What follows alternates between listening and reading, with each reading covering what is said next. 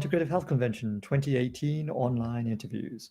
Today we're going to find out more about Realitybending from James Brown, who's speaking at the convention this October. The Integrative Health Convention is an annual convention in London featuring many leaders in their fields of complementary and conventional medical therapies to help people get better through these various healing practices. It's an opportunity for doctors, therapists, and the public to meet, share, learn from, and connect with each other. We believe that true health is holistic and that people get better in more than just one way. We believe that we have so much to learn from each other and that the Integrative Health Convention provides a stage for this for therapists, for doctors, and the public. There are a limited number of tickets available which can be purchased at integrativehealthconvention.co.uk, and I'll put a link below. This series of online interviews will help you get to know our speakers who are leaders in their different fields of healing, therapy, or even medicine, and maybe help you decide which talk to attend out of the 36 talks to choose from over 2 days at the Integrative Health Convention 2018. We're located at the Park Plaza Victoria in London. So I'm your host, Dr. Wong. I've been a GP for the last 12 years in Devon, and I'm co-founder of Neurolinguistic Healthcare Limited, who are the organizers of the Integrative Health Convention. Neurolinguistic Healthcare provides courses in advanced communication skills and therapeutic techniques, as well as training in hypnosis for healthcare professionals. So today I'm speaking to James Brown, who's one of our excellent speakers coming to the 2018 Integrative Health Convention, to share with you what he knows about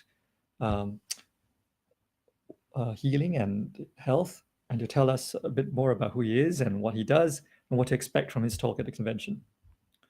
So James Brown is one of the reasons that the Integrative Health Convention was conceived.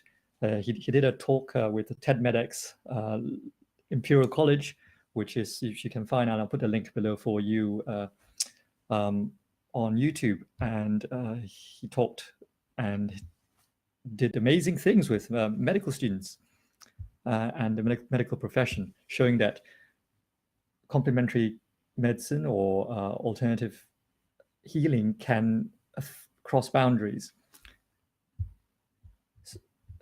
And I'm sure he'll tell us a little bit more about it. Hi, James. Hi, how you doing? Good. Can you tell us maybe a bit more about yourself that I didn't cover and what people don't know? Okay, yeah, so sort of potted history, as it were. I studied psychiatry in the nursing sector after university, or at university rather. I went into the general healthcare profession, worked a various variety of jobs, ended up as an ODP in theatres of all things.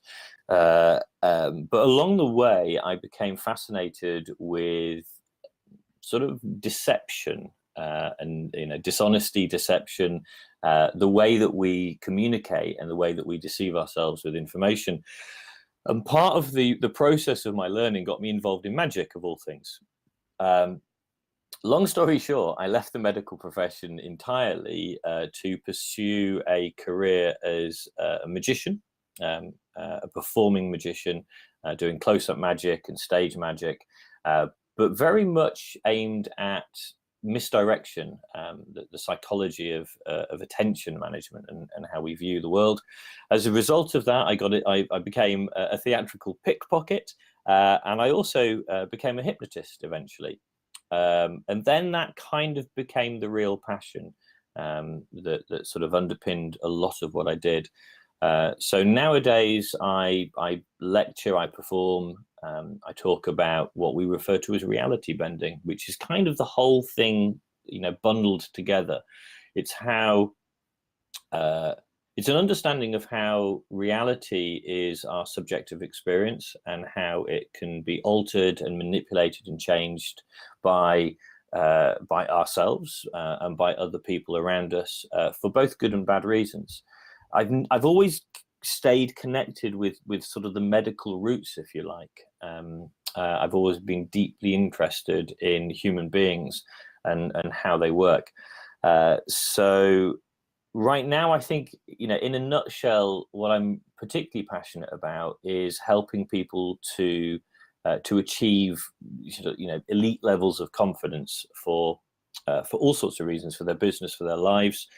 and sort of aims for the conference is really to sort of open people's minds up to how suggestion works on a much more profound level.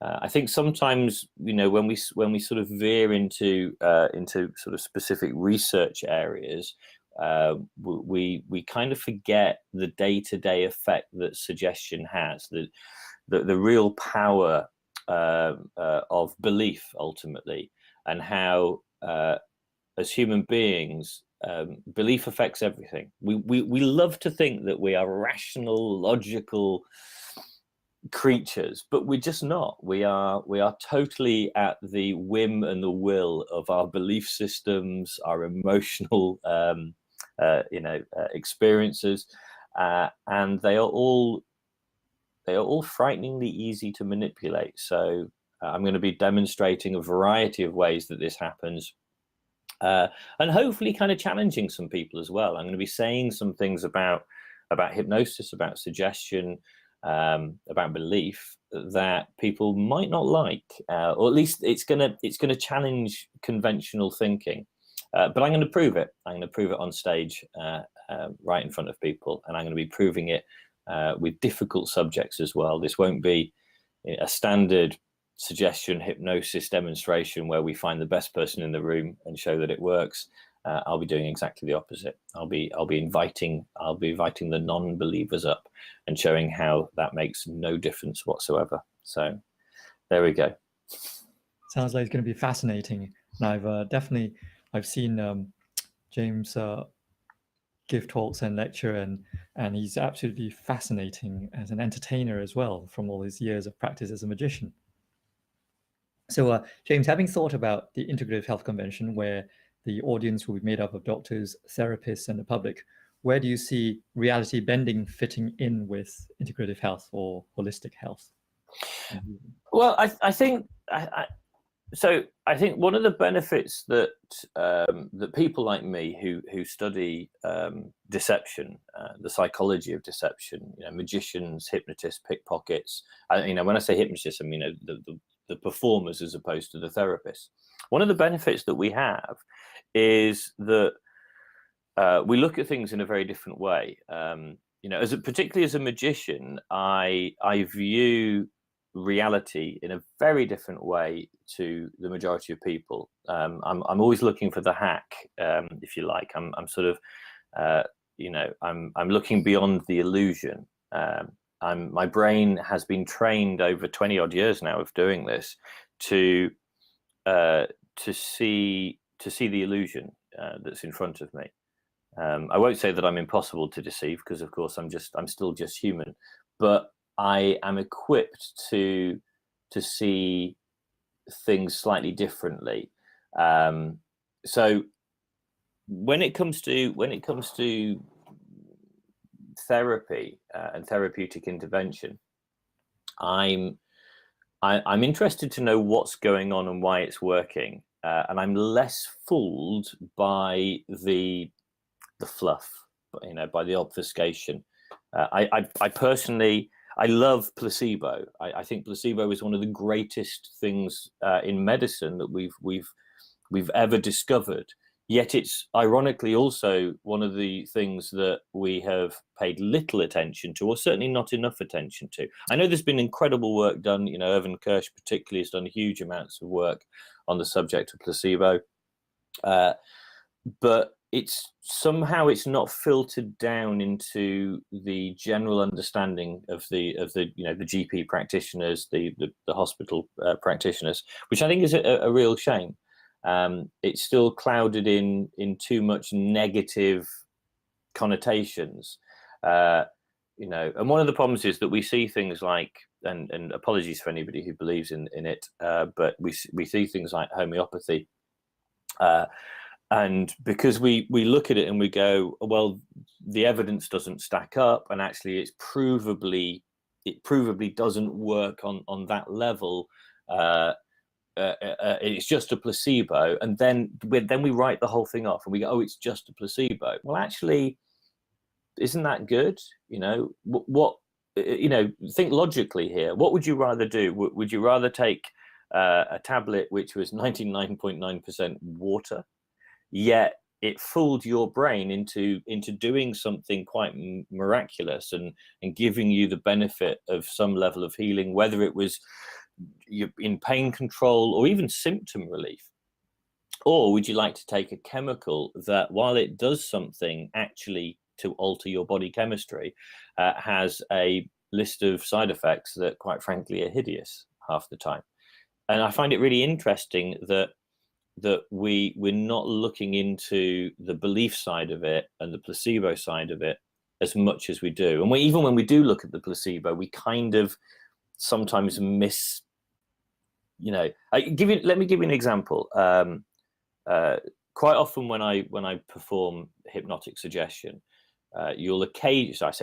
occasionally when I perform hypnotic suggestion, you will have somebody that exhibits some kind of negative feeling, emotion, experience after the fact.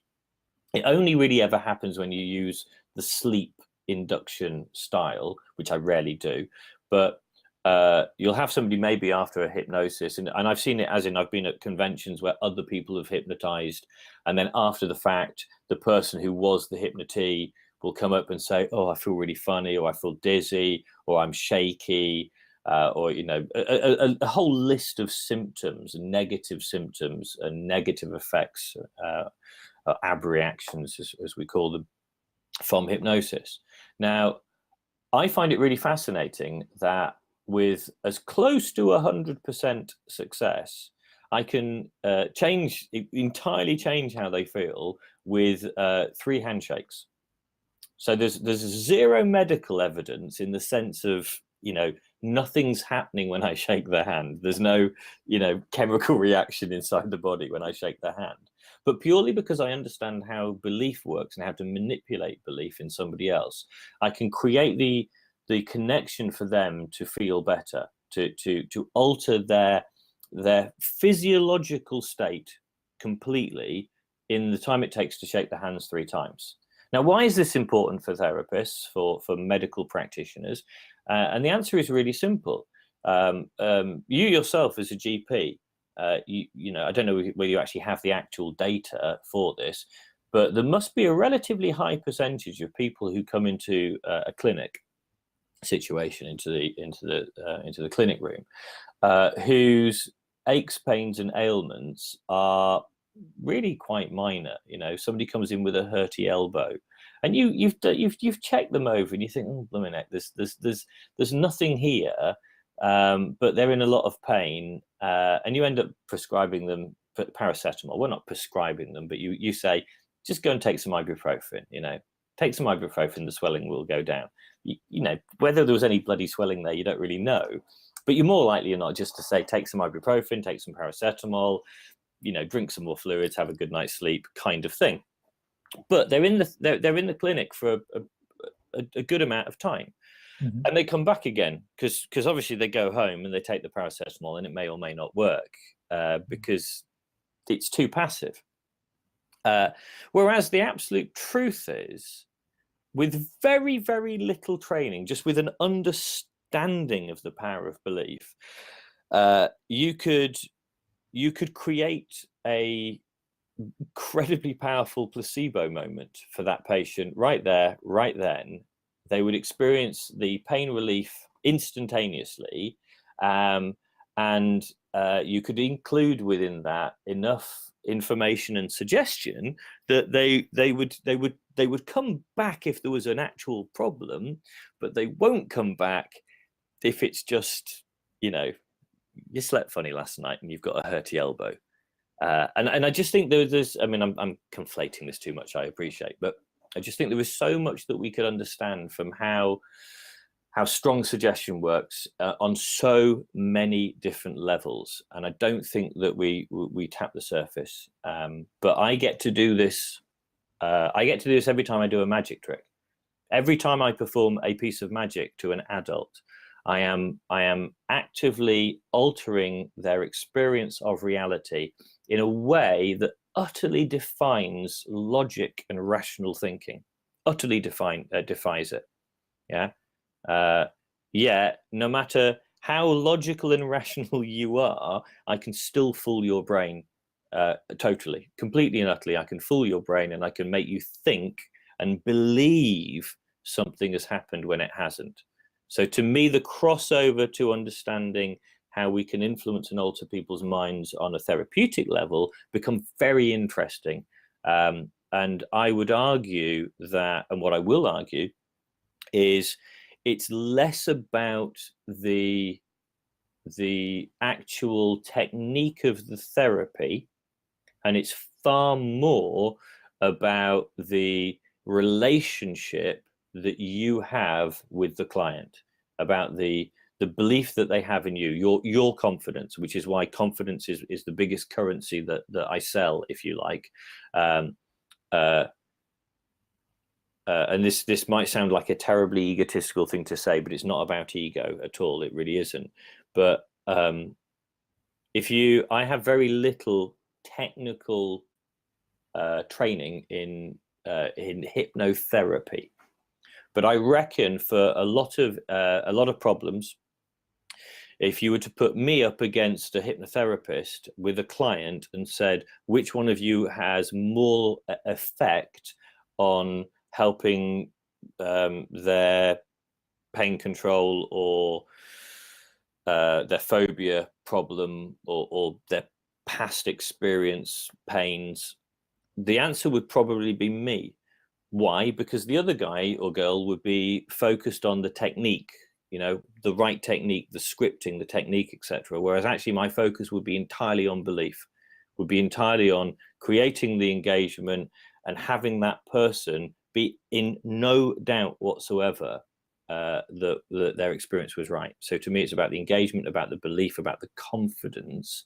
And if you look at the great therapists, I can guarantee without exception, they're all charismatic performers.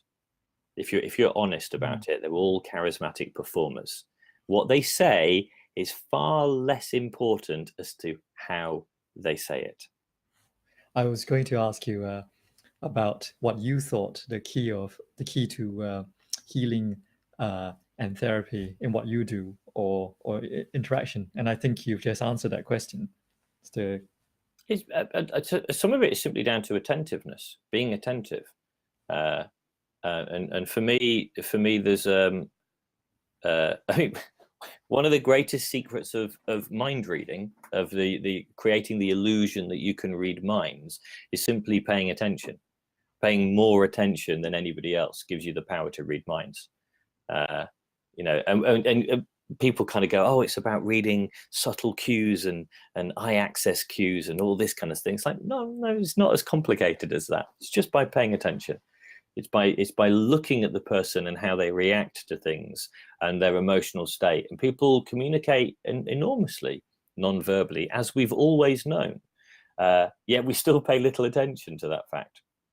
And people are very easily led. People want to be led. People, the human race are, and I don't mean this in a bad way at all, but the human race are sheep, are conforming sheep, and we love to know what to do next.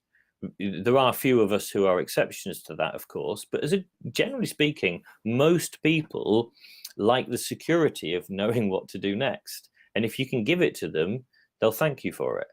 So you can lead people very easily in conversation, in discussions, and how you speak to them and what you do in your body language, in the way that you pay attention to what they say and how they say it, and you know how to respond and react to that. I mean, you're an NLPer, you understand this, but you also must understand that the inherent danger of NLP is it becomes legalistic. It loses the nuance, the subtlety. As soon as you start to go, here are the rules, you actually take away the nuance and the gray areas, which actually are really important.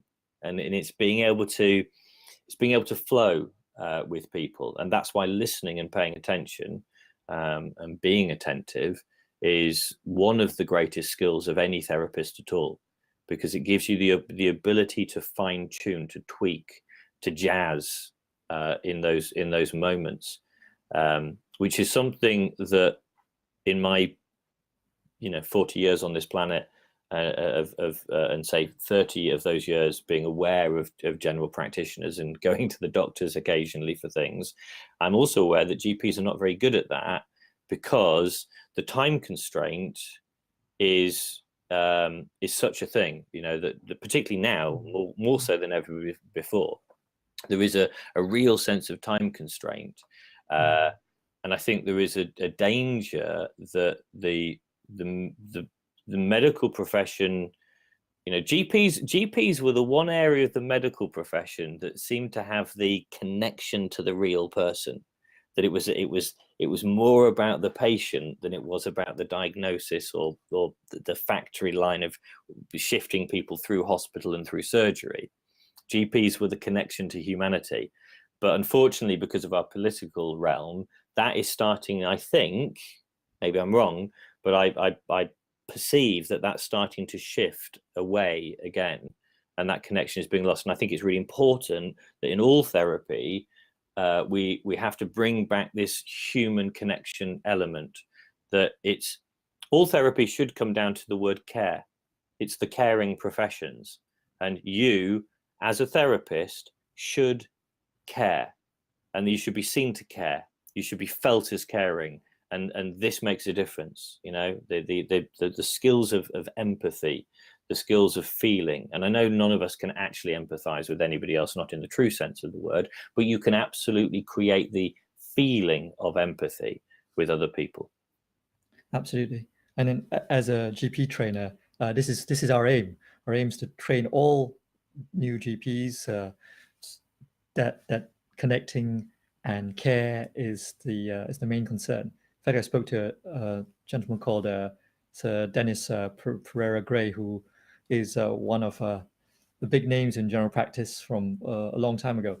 But he lives down here in Exeter, and he came to give a talk to us the other day, and we were talking about this, and he said exactly that, exactly what you said. He's trying to bring everyone back, just to remember what we're here for. We're here for the patient, to look at them as a person. Yeah. Good. I think we'll get so much out of your talk. Thank you for taking the time, James. I'm really looking forward to it. I mean, the one thing I can say to anybody who comes along to the talk, we're going to have fun, and I'm a firm believer that fun is another element that is missing from therapy. That we should actually be bringing part of our therapy process, even in the doctor's surgery, even in the hospital, is about bringing joy and enjoyment into people's lives, and that's what we're going to be looking at and thinking about as well during my session. Sounds great. So thank you to the audience for taking the time to listen to this talk and this interview. Remember to get your tickets early now from our website by following the links below. We are at the Integrative Health Convention in London on the 13th and 14th of October 2018 at the Park Plaza, Victoria. You can use the discount code podcast10, which I'll put here, which will give you a 10% discount as a gift from us to you for sharing your time with us. So when we see you in October in London, you get to meet James, myself, and all these incredible speakers who will be sharing so much more with you then. Thank you very much.